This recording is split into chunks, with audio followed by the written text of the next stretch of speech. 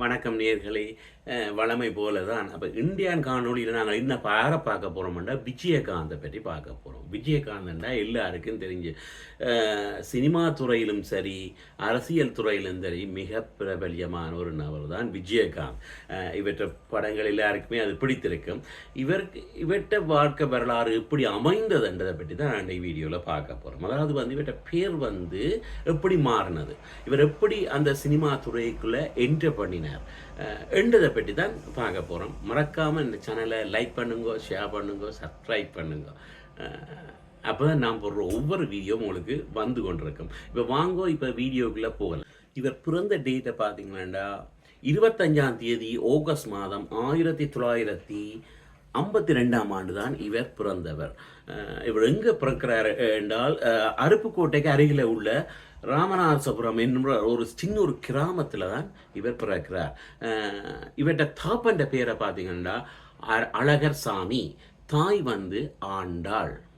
நேர்களே, இதில் என்ன விஷயம் வேண்டாம், விஜயகாந்த் தனது ஒரு வயதில் தனது தாயை இழந்து விட்டார். உண்மையில் நேர்களே ஒரு கொஞ்சம் பிரதாபக்கிட்ட பண்ண விஷயம் என்னென்னா, அவர்கிட்ட தாயை ஒரு வயதில் அவர் இழந்துட்டார்.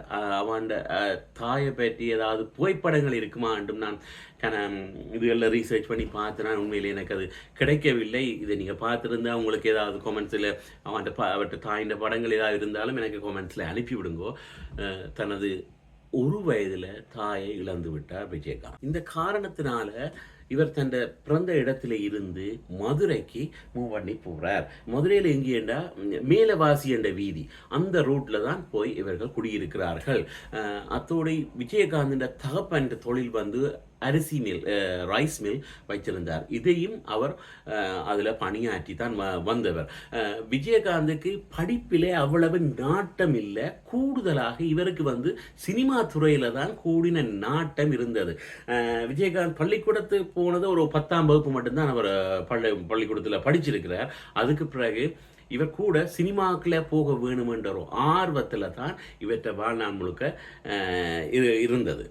இதனால இவர் சில வேலைகளை செய்கிறார். என்னென்னா, இந்த படங்களை எடுத்து திரைப்பட நடிக்க ஆக வேணுமென்று கனவியர்கிட்ட வாய்ப்பு தேடி அலைஞ்சு திரிஞ்சிருக்கிறார். பாருங்கள், ஒரு வித்தியாசமான செயலை இவர் செய்திருக்கிறார். பார்ப்போம். எந்த ஒரு பேக்ரவுண்டும் திரையுலகத்தில் அவருக்கு இருக்கவில்லை. தானாகவே ஒரு நடிகனாக வேணும் என்ற ஆர்வத்தால் மதுரையை விட்டு போகிறார்.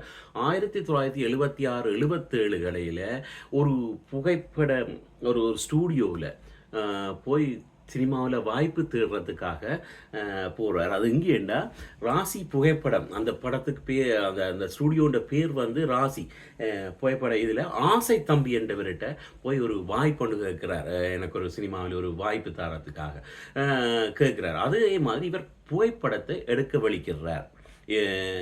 புகைப்படம்ன்றது ஃபோட்டோஸ், கேமராமேனாக எடுக்கிறார். இப்போ இந்த புகைப்படம் 41 நாளில் 32 புகைப்படங்களை எடுத்து சாதிச்சிருக்கிறார் 1976ஆம் ஆண்டு 77ஆம் ஆண்டுகளில். அதாவது இப்போ ஒரு ஒரு அந்த டைமில் ஒரு ஒரு ஒரு ஃபோட்டோ ஒன்று எடுக்கிறேன்டா கிட்டத்தட்ட 2 hours ஆகும். இந்த காலத்து மாதிரி டிஜிட்டல் இல்லை, அந்த காலத்தில் ரீல்ஸு எல்லாம் அந்த டெக்னாலஜி. அப்போ 8000 watts லைட்ஸை போட்டு தான் ஒரு படத்தை எடுக்க வேணும். கிட்டத்தட்ட ஒரு ஒரு ஒரு படத்தை எடுக்கிறதுக்கு, அதாவது சும்மா ஒரு புகைப்படத்தை எடுக்கிறதுக்கு குறைஞ்சது 2 மணி நேரம் செலவாகும். இதைத்தான் அவர் சாதிச்சிருக்கிறார். 41 நாளில் 32 படங்களை எடுத்துட்டார்.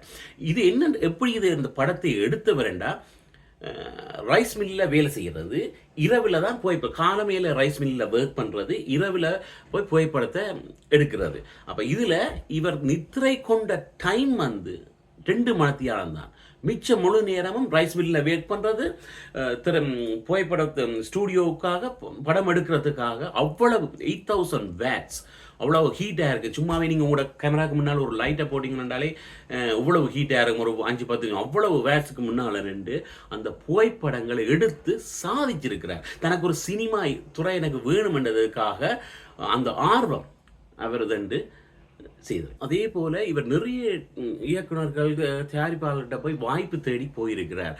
அதிலே ஒரு படம் தான் பி மாதவன் எடுத்த என் கேள்விக்கு என்ன பதில். அது ஒரு ரஜினிகாந்தின் படம். அந்த ரஜினிகாந்தின் துணை தம்பியாக நடிக்கிற ஒரு வாய்ப்பு அவருக்கு கிடைச்சது. அந்த டைமில் 1978ஆம் ஆண்டு இந்த படம் என் கேள்விக்கு என்ன பதில். அதில் ரஜினியின் தம்பியாக நடிக்கிறதுக்கு ஒரு வாய்ப்பு கிடைச்சது. அதுக்கு இவருக்கு முற்பணமாக 101 ரூபாய் கொடுத்து இவர் அந்த படத்தை துவங்கி ஒரு 3 நாளைக்கு பிறகு அவர் அந்த படத்திலிருந்து நீக்கி விட்டார்கள். அதுக்கு பிறகு வாய்ப்பு கிடைக்கவில்லை.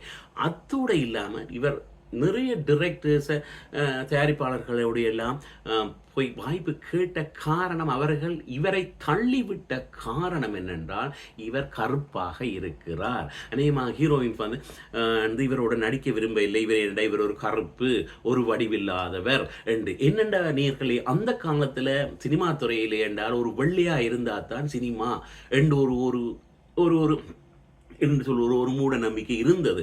உண்மையில கருப்பு வடிவண்டி இல்லை, கருப்பும் வடிவு இருக்கு. அதை சாதித்து காட்டிவிட்டார் விஜயகாந்த். இதே போலதான் இன்னொரு வீடியோவில் நான் ரஜினின்னு சொல்லியிருக்கிறேன். அந்த கருப்பா இருந்த காரணத்தால நிறைய படங்களுக்கு வாய்ப்பு போறது, அதுல 2 எடுபடாம தட்டிவிட்டு பின்னுக்கு வந்துட்டார். அதையும் மீறி நடிகனாக வேணும் என்று படங்கள் நடிச்சு சாதிச்சிருக்கிறார். முதல் தரம் இவர் நடித்த படம் 1979ஆம் ஆண்டு டைரக்டர் எம் கஜா இயக்கிய படம் இனிக்கும் இளமை. அதுதான் விஜயகாந்தின் முதல் படம். அதுல இவருக்கு ஒரு வில்லன் கேரக்டர் கொடுக்கிறார். அத்தோடு இல்லாம அந்த படத்துல தான் அவற்ற பெயர் மாற்றப்படுகிறது. அந்த எம் கஜா தான் இவற்ற பேரை மாத்துறார். விஜயராஜ் என்ற பேரை விஜயகாந்த் என்று சொல்லி சினிமா துறையில இவற்ற பேர் மாற்றப்படுகிறது. பாருங்கள், இது அவருக்கு முதல் படமும் கூட.